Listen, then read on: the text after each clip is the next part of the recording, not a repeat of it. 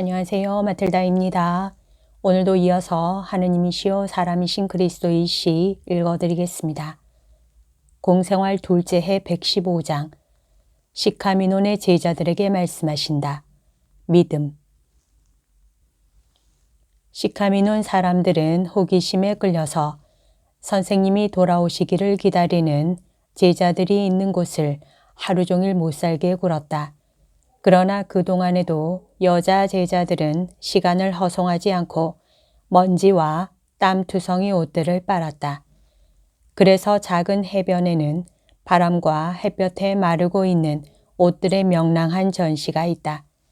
해가 기울기 시작하고 저녁과 더불어 소금기를 머금은 습기가 느껴지려고 하는 지금은 아직 조금 덜 마른 옷들을 서둘러 걷어서 두드리고 개키기 전에 이리저리 잡아당겨서 잘 정돈된 모습으로 각기 주인들 앞에 나타날 수 있게 한다.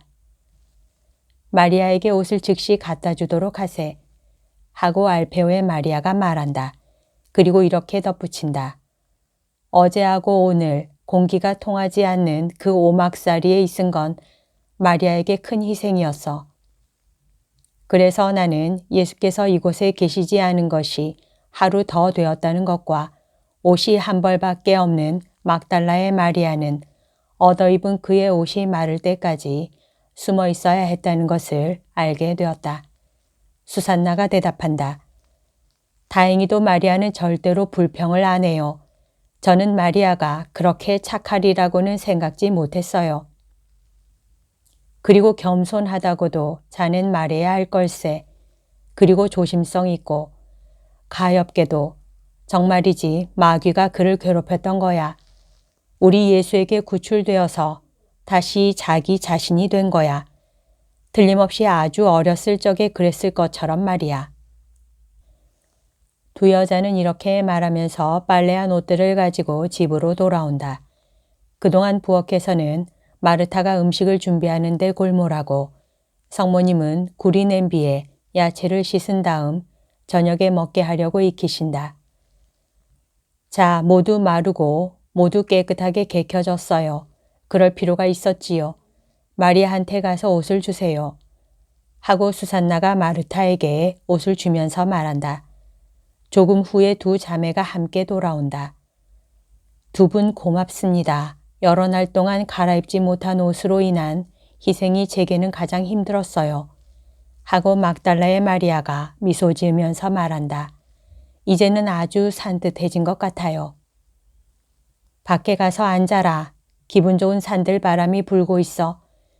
그렇게 오랫동안 틀어박혀 있었으니 넌 그럴 필요가 있을 거다. 하고 마르타가 지적한다. 마르타는 동생보다 키가 작고 몸이 홀쭉하기 때문에 그의 옷을 빠는 동안 수산나나 알페오의 마리아의 옷을 입고 있을 수가 있었다. 이번에는 이렇게 해서 어려운 고비를 넘겼지만 이 다음에는 우리도 다른 사람들처럼 작은 배낭을 만들어 가지고 다녀야겠어. 그래야 이런 난처한 일을 당하지 않을 거야. 하고 막달라 마리아가 말한다. 뭐라고? 너도 우리처럼 선생님을 따라다닐 생각이냐? 물론이지. 그와 반대되는 명령을 내리지 않으시면 말이야. 이젠 그분들이 돌아오는지 보러 해변에 가봐야지. 오늘 저녁에는 돌아오실까? 그럴 걸로 생각한다. 하고 성모님이 대답하신다. 나는 예수가 베니키아에 갔기 때문에 걱정이 된다.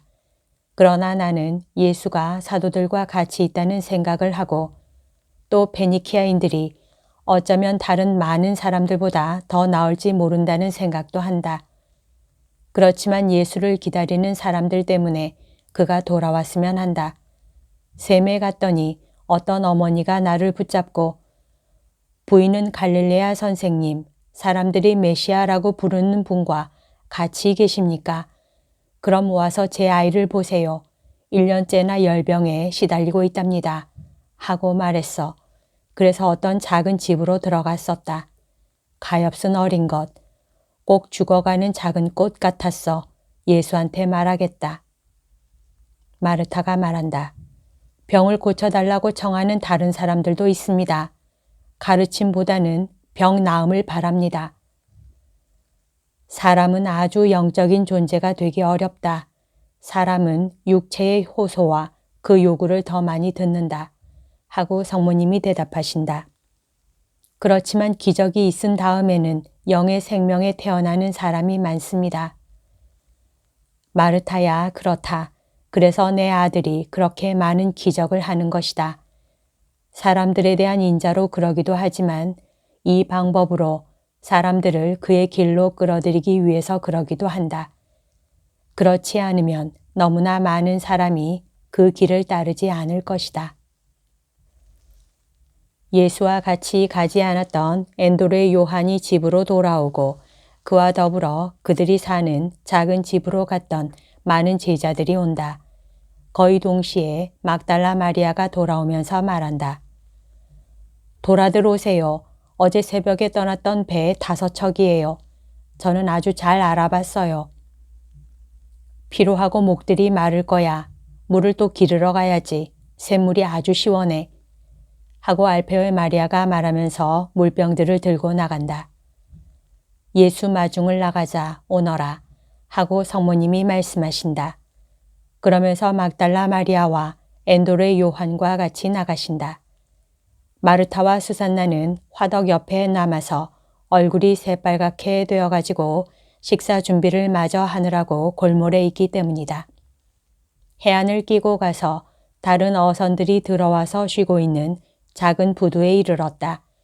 부두 끝에서는 만 전체와 만의 이름과 같은 이름을 가진 도시가 보이고 항행하느라고 약간 기운 채 빨리 달려오는 배 5척도 보인다.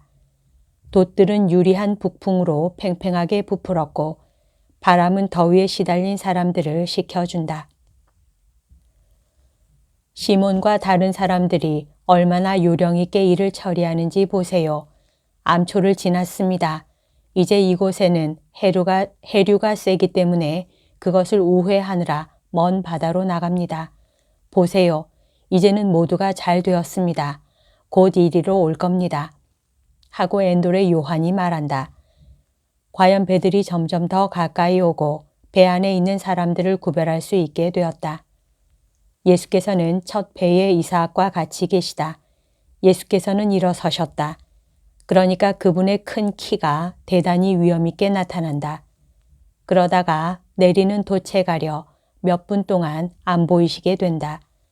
과연 배는 빙 돌아서 방향을 바꾸어 부두 위쪽에 있는 여자들 앞을 지나서 작은 부두의 안전지대로 들어가려고 한다. 예수께서는 여자들에게 인사하시느라고 미소를 보내시고 여자들은 하선 지점에 동시에 도착하려고 빨리 걷기 시작한다.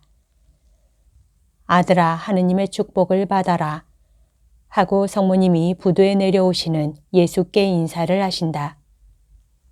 어머니, 하느님의 축복을 받으십시오. 걱정하셨습니까? 시돈에 갔더니 우리를 찾는 사람이 없었습니다. 그래서 띠로에까지 갔는데 거기서 그 사람을 만났습니다. 헤르마스테아야, 오너라. 요하나, 자, 이 젊은이는 사람들이 가르치기를 원하는 아이인데 너에게 맡기겠다. 선생님의 말씀에 대해서 이 애를 가르쳐서 선생님의 기대를 저버리지 않겠습니다. 선생님 고맙습니다. 선생님을 기다리는 사람이 많이 있습니다. 하고 엔도르의 요한이 말한다. 아들아, 가엾은 어린 병자도 하나 있는데 그 어머니가 너를 보기 원한다. 곧 가겠습니다. 선생님, 그가 누군지 제가 압니다. 제가 선생님을 모시고 가겠습니다. 헤르마스테아야, 너도 가자. 우리 주님의 무한한 인자를 알기 시작해라. 하고 엔도르 사람이 말한다. 둘째 배에서는 베드로가 내리고 셋째 배에서는 야고보가, 넷째 배에서는 안드레아가, 다섯째 배에서는 요한이 내린다. 이 네 조종사를 따라 그들과 같이 있던 사도들이나 제자들이 내려서 예수와 성모님 둘레에 모인다. 집으로 가거라. 나도 곧 가마. 그동안 식사에 필요한 것을 준비하여라. 그리고 기다리는 사람들에게는 저녁 늦게 말하겠다고 일러라. 그런데 병자들이 있으면요. 그 사람들이 행복하게 집으로 돌아갈 수 있게 식사 전에라도 우선 그들을 고쳐주겠다. 그들은 헤어진다. 예수께서는 엔도르의 사람과 헤르마스테아와 같이 시내 쪽으로 가신다. 다른 사람들은 자갈이 깔린 해변을 다시 걸어오며 마치 어머니에게로 돌아오는 아이들같이 기뻐서 그들이 보고 들은 모든 것을 이야기한다. 가룟 사람 유다도 만족한다. 그는 자주 조개잡이 어부들이 그에게 주고자 한 모든 헌금을 보이고 특히 값진 물건이 들어있는 아름다운 꾸러미를 보인다. 이건 선생님이 쓰실 것이야. 만일 선생님이 이걸 달지 않으시면 누가 이걸 달 수 있겠어. 그 사람들은 나를 따로 불러가지고 이렇게 말했어. 우리 배에는 값진 산호들이 있습니다. 그리고 진주도 하나 있습니다. 생각해 보세요. 이건 보물입니다. 어떻게 그런 행운이 우리에게 왔는지 모르겠어요. 그렇지만 선생님을 위해서 기꺼이 당신에게 그것들을 주겠습니다. 와서 보세요. 그래서 선생님이 기도하시려고 어떤 동굴로 들어가신 동안 나는 그 사람들을 기쁘게 하려고 그리 갔었어. 매우 아름다운 산호들이 있고 진주도 하나 있었지. 크진 않지만 아름다운 것이었어. 나는 그 사람들에게 이렇게 말했어. 이것들을 포기하지 마시오. 선생님은 보석을 지니지 않으십니다. 차라리 이 주홍빛 옷감을 조금 주시오. 선생님의 옷에 장식을 좀 만들어 드리게 하고 사람들은 이 꾸러미밖에 없었는데 막무가내로 나에게 다 주겠다는 거야. 어머님, 받으세요. 우리 주님을 위해서 어머님이 그렇게도 잘하시는 아름다운 물건을 만드십시오. 아니, 그렇게 하세요. 아시겠습니까? 선생님이 그걸 눈치채시면 가난한 사람들을 위해서 그걸 팔라고 하실 것입니다. 그런데 저희들은 선생님께서 입으셔야 마땅한 대로 입으신 것을 보는 것이 저희 마음에 좋습니다. 그렇지? 오, 그렇고 말고 그건 사실이야. 선생님이 다른 사람들 가운데서 그렇게도 수수한 옷을 입고 계신 것을 보면 난 가슴이 아파. 선생님은 왕이신데 그들은 노예보다도 못한 자들인데 리본을 여기저기 달아서 장식하고 찬란한 옷을 입었단 말이야. 그러면서 선생님을 마치 그들에게는 어울리지 않는 가난뱅이로 본단 말이야.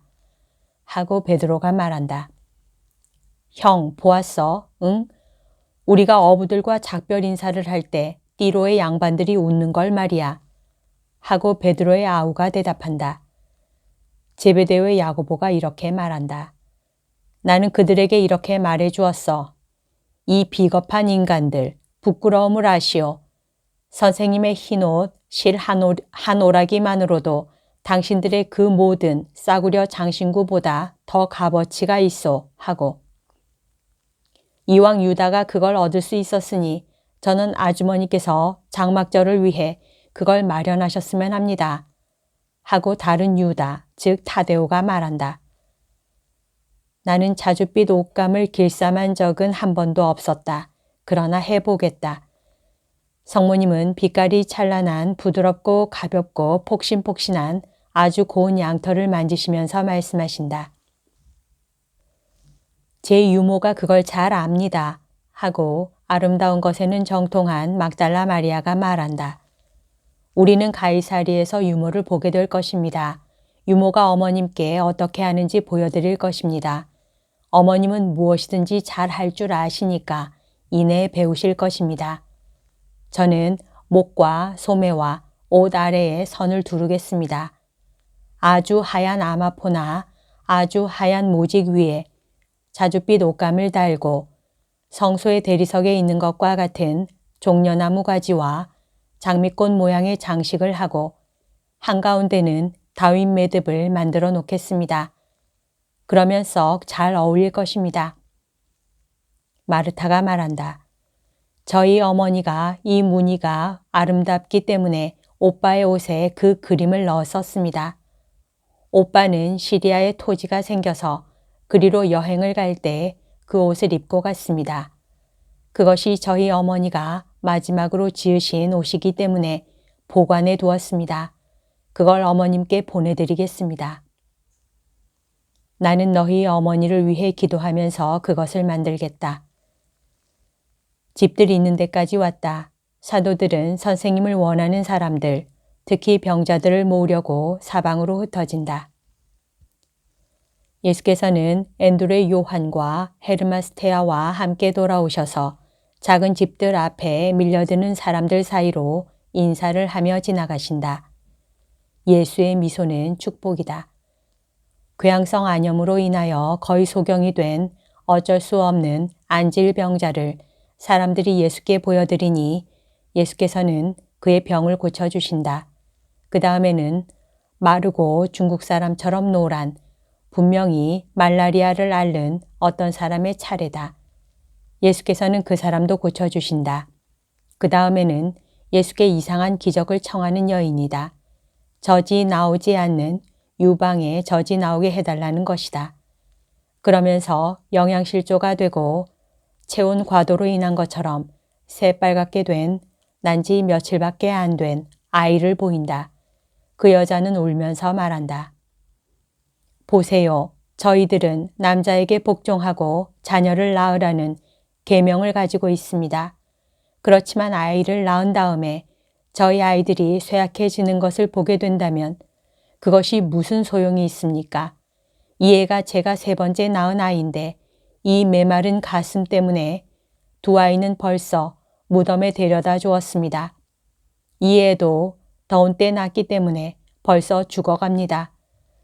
다른 아이들은 하나는 10달을 살았고 또 하나는 6달을 살았습니다. 그 애들이 장이 나빠져서 죽을 때 저를 더 울리려고 그랬던 것입니다. 제가 젖이 있었더라면 그런 일은 안 일어났을 것입니다.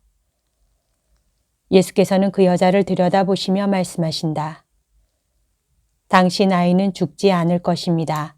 믿음을 가지시오. 집으로 돌아가시오. 그리고 집에 도착하거든 아기에게 젖을 물리시오. 믿음을 가지시오. 여인은 복종에서 가엾은 어린 것을 데리고 간다. 아이는 고양이 새끼처럼 앓는 소리를 내고 엄마는 아기를 꼭 껴안는다.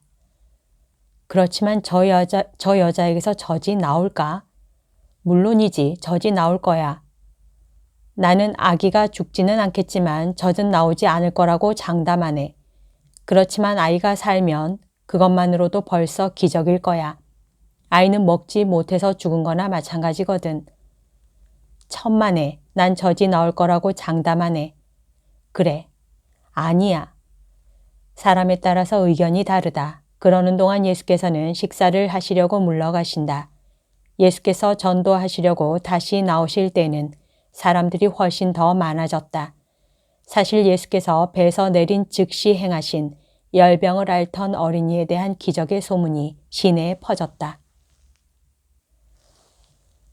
나는 내 말을 듣도록 여러분의 정신을 준비시키기 위해 여러분에게 내 평화를 줍니다. 폭풍우 속에서는 주님의 목소리가 도달할 수 없습니다. 지혜는 하느님에게서 오는 만큼 평화로운 것이기 때문에 혼란은 어떤 것이건 지혜에 해롭습니다. 반대로 혼란은 하느님에게서 오지 않습니다. 그것은 불안, 번민, 의혹 따위는 사람의 아들들을 불안에 빠뜨리고 그들을 하느님과 갈라놓기 위한 마귀의 작용이기 때문입니다. 이 가르침을 여러분이 더 잘 이해하도록 이 비유를 말하겠습니다. 한 농부가 그의 밭에 열매가 많이 열리는 나무와 포도나무를 많이 가지고 있었는데 포도나무 중에는 큰 값어치가 있는 것이 하나 있어서 그것을 대단히 자랑스럽게 생각했습니다. 한 해는 그 포도나무에 잎은 무성한데 포도송이는 별로 달리지 않았습니다. 어떤 친구가 농부에게 말했습니다. 그건 자네가 가지를 별로 쳐주지 않았기 때문이야 하고 다음 해에는 그 사람이 가지를 많이 쳐주었습니다. 그랬더니 햇가지가 별로 많이 생기지 않고 포도송이는 훨씬 덜 달렸습니다. 셋째 해에는 그 사람이 포도나무를 그대로 놓아두었습니다. 그랬더니 포도나무에는 포도송이가 하나도 달리지 않고 잎도 별로 많이 나지 않은 데다가 빈약하고 오그라들고 곰팡이 얼룩이 뒤덮였습니다. 셋째 친구가 이렇게 선언했습니다. 이 포도나무는 땅이 좋지 않아서 죽는 걸세. 태워버리고 말게 하고. 아니, 다른 포도나무들하고 같은 땅이고 똑같이 보살피는데 왜 그런 거야? 처음에는 포도가 많이 열렸었는데. 그 친구는 어깨를 들썩해 보이고 가버렸습니다. 알지 못하는 길손이 지나가다가 시름없이 포도나무에 기대어 서 있는 농부를 살펴보려고 걸음을 멈추었습니다. 왜 그러고 계십니까? 대개 초상이라도 났습니까? 하고 그 길손이 물었습니다. 아닙니다. 내가 대단히 사랑하던 이 포도나무가 죽어가고 있어서 그럽니다. 이제는 수책이 없어서 열매를 맺지 못합니다. 한 해는 별로 많이 내지 못하더니 다음 해에는 그보다도 못했고 올해는 아무것도 없습니다. 나는 사람들이 하라는 대로 했는데 그게 아무 소용이 없었습니다. 알지 못하는 길소는 밭으로 들어가 포도나무로 다가갔습니다. 그러더니 잎을 만져보고 흙덩어리 하나를 집어가지고 냄새를 맡아보고 손가락으로 비벼 부수어 보고 포도나무를 받쳐주고 있는 나무 줄기를 쳐다보았습니다. 이 나무 줄기를 치워야 합니다. 이 나무 줄기가 포도나무의 열매를 맺지 못하게 합니다. 그렇지만 포도나무가 여러 해 전부터 그 줄기에 의지하고 있었는데요. 여보시오, 바른대로 대답하시오. 당신이 이 포도나무를 심을 때 포도나무는 어떠했고 이 나무 줄기는 어떠했습니까? 오, 이 포도나무는 3년 된 아름다운 나무였습니다. 이걸 내 다른 포도밭 하나에서 파온 것인데 여기다 심으려고 이것이 자라던 곳에서 파낼 때 뿌리를 상하지 않게 하려고 구덩이를 깊게 팠습니다. 여기도 구덩이를 마찬가지로 팠고 포도나무가 이내 편하게 있으라고 훨씬 더 크게 팠습니다. 그리고 뿌리가 편하고 쉽게 뻗어나가라고 그 둘레에 있는 땅을 2번 갈아서 뿌리에 닿는 흙을 더 부드럽게 했습니다. 그리고 밑에 완전하게 된 퇴비를 주어서 땅을 정성스럽게 손질했습니다. 아시다시피 뿌리는 이내 영양분을 만나면 강하게 됩니다. 느릅나무는 덜 보살폈습니다. 이것은 포도나무 묘목을 버티어주기만 하면 되는 작은 나무였습니다. 그래서 이 나무를 포도나무 묘목 가까이 거의 지면에다 심고 북을 주고는 갔습니다. 땅이 좋기 때문에 두 나무가 모두 뿌리를 내렸습니다. 그러나 포도나무는 해가 가는 데 따라서 점점 더 자라고 사랑을 받고 전지가 되고 밑에 땅은 김이 맺이고 했습니다. 반대로 느릅나무는 가까스로 자라고 있었습니다. 그러나 가치가 별로 없었으니까요. 그러다가 느릅나무가 튼튼해졌습니다. 지금은 얼마나 아름다운지 보시지요. 제가 멀리서 돌아올 때는 탑처럼 우뚝 솟아있는 이 느릅나무 꼭대기가 보입니다. 그래서 제 작은 왕국의 간판과도 같습니다. 전에는 포도나무가 느릅나무를 덮어서 그 아름다운 잎들이 보이지 않았었습니다. 그러나 지금은 저 위의 잎들이 햇빛을 받아 얼마나 아름다운지 보십시오. 그리고 줄기는 또 어떻고요. 늘씬하고 힘 있습니다. 이 나무는 포도나무가 이스라엘 탐험가들이 그라페의 계곡에서 파온 포도나무들만큼이나 힘있게 되었어도 여러 해 동안 포도나무를 버티어 줄 수 있었습니다. 그런데 반대로 포도나무를 죽였지요. 느릅나무가 포도나무를 말라 죽게 한 것입니다. 모든 것이 포도나무가 사는데 유리했습니다. 땅도 위치도 빛도 햇볕도 또 당신이 그에 쏟은 정성도 그랬습니다. 그러나 이 나무가 포도나무를 죽였습니다. 이 나무가 힘이 너무 세워졌습니다. 이 나무가 포도나무의 뿌리를 묶어서 마르게 했고 흙의 진을 전부 빼앗았고 포도나무의 재갈을 물려 숨을 못 쉬게 했고 빛을 이용하지 못하게 했습니다. 이 쓸데없고 기운이 센 나무를 즉시 베어버리세요. 그러면 당신의 포도나무가 다시 살아날 것입니다. 그리고 당신이 참을성을 가지고 땅을 파서 느릅나무의 뿌리를 드러나게 해서 새싹이 나지 못하도록 확실하게 하면 한층 더 잘 살아날 것입니다. 뻗어나간 마지막 잔뿌리들이 땅속에서 썩어서 죽음을 주는 대신에 생명을 줄 것입니다. 그것은 그것들의 이기주의에 대한 마땅한 벌을 받아 퇴비가 될 것이기 때문입니다. 줄기는 태우시오. 그러면 당신에게 이익이 될 것입니다. 무익하고 해로운 나무는 불 때는 데나 소용될 뿐입니다. 그래서 좋은 것은 모두 좋고 유익한 나무에게로 가도록 쓸데없고 해로운 나무는 치워버려야 합니다. 내가 말하는 것을 믿으시오. 그러면 당신이 만족하게 될 것입니다. 그러나 당신은 누구십니까? 내가 믿음을 가질 수 있게 그걸 말씀해 주십시오. 나는 지혜로운 사람입니다. 나를 믿는 사람은 안전할 것입니다. 이렇게 말하고 그 길소는 갔습니다. 농부는 조금 망설였습니다. 그러고는 결정을 하고 톱을 들었습니다. 그 사람은 도와달라고 친구들을 부르기도 했습니다. 아니, 자넨 바본가. 포도나무를 이른 위에 느릅나무까지 마저 이르려고 하는구먼. 나 같으면 포도나무에 공기가 통하게 느릅나무 꼭대기만 자르는데 그칠 걸세. 그 이상은 아무것도 안 할 거야. 포도나무에는 그래도 버팀목이 필요할 건데 자넨 쓸데없는 일을 하네. 자네에게 조언을 한 사람이 어떤 사람인지 어떻게 알아? 혹 자네가 모르는 사이에 자네를 미워하는 어떤 사람일지도 몰라. 미친 사람인지도 모르고 이런 말들을 했습니다. 나는 그 사람이 말한 대로 할 거야. 나는 그 사람을 믿어. 그러면서 느릅나무 밑동을 바짝 잘랐습니다. 그리고 그에 그치지 않고 빙 둘러서 넓게 파서 두 나무의 뿌리를 드러냈습니다. 그 사람은 참을성 있게 포도나무의 뿌리를 상하지 않게 하려고 조심하면서 느릅나무의 뿌리를 잘랐습니다.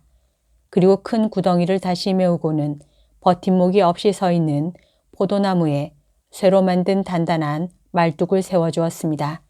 그 말뚝 꼭대기에는 널판에 쓴 믿음이라는 말이 달려 있었습니다. 다른 사람들은 머리를 내저으며 갔습니다. 가을이 가고 겨울이 지나고 봄이 왔습니다. 버팀대에 감긴 포도나무의 햇가지에는 우선 은빛 벨벳 주머니 속에 든 것 같이 오므린 수많은 싹이 달리고 그 다음에는 새로 돋아나는 작은 잎들의 에메랄드 빛깔로 벙싯 벌어지고 그 다음에는 완전히 벌어지고 그 다음에는 줄기에서 든든한 햇가지들이 돋아나고 작은 꽃들이 피더니 포도알들이 많이 생겨났습니다. 잎보다 포도송이가 더 많았는데 잎들은 아주 푸르고 튼튼해서 포도송이를 둘, 셋, 그 이상까지도 달고 있었고 포도송이 하나하나에는 살찌고 물 많고 눈부신 포도알이 빽빽이 달라붙어 있었습니다. 그래, 이제는 뭐라고 말하겠나. 내 포도나무를 죽게 한 것이 그 나무였나 아니었나. 그 현자의 말이 옳았나 옳지 않았나. 이 널판에 믿음이라는 말을 쓴 것이 잘한 일인가 아닌가. 이렇게 그 사람이 믿지 않았던 친구들에게 말했습니다.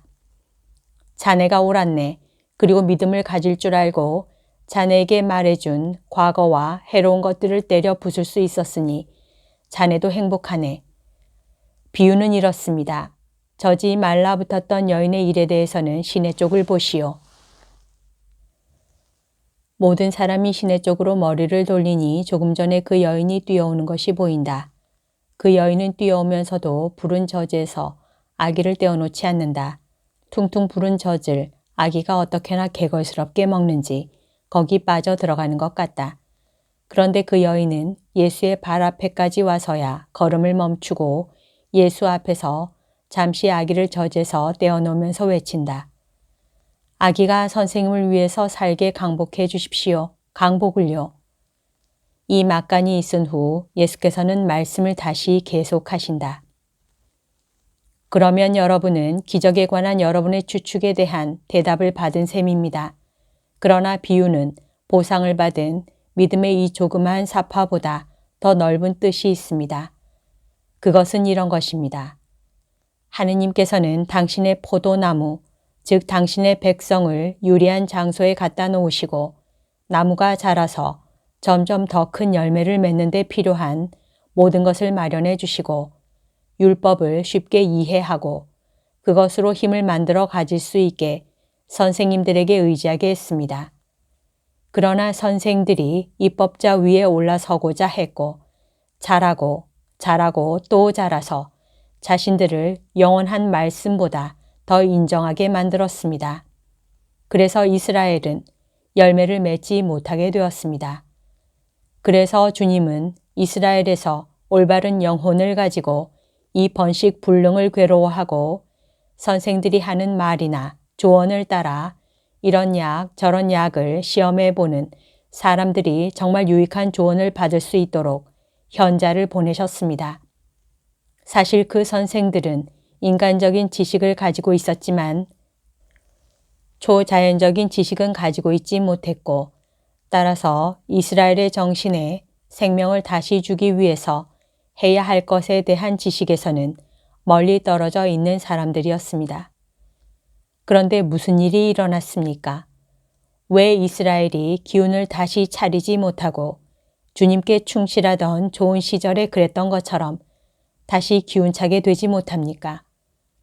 그것은 거룩한 것, 즉 타협도 없고 망설임도 없고 위선도 없이 주어진 그대로의 십계명의 율법을 희생으로 해서 발달한 모든 기생충 같은 존재를 치워버리라고 그것들을 치워버리고 포도나무, 즉 하느님의 백성에게 공기와 공간과 영향을 주고 구부러지지 않는 강력하고 곧은 버팀목, 즉 믿음이라는 찬란한 이름을 가진 유일한 버팀대를 하느님의 백성에게 주라고 권고해야 하겠기 때문입니다. 그런데 이 권고를 사람들이 받아들이지 않는 것입니다. 그러므로 나는 이스라엘이 멸망하리라고 말합니다. 만일 이스라엘이 믿을 줄 알고 용감하게 뉘우치고 근본적으로 바꿀 줄을 알면 다시 살아나서 하느님의 나라를 차지할 수 있을 터인데 말입니다. 평안히들 가시오. 그리고 주님이 여러분과 함께 계시기를 바랍니다. 여기까지가 오늘 들려드릴 내용입니다. 오늘도 하느님의 뜻 안에서 서로 사랑하는 하루 보냅시다. 사랑합니다. 축복합니다.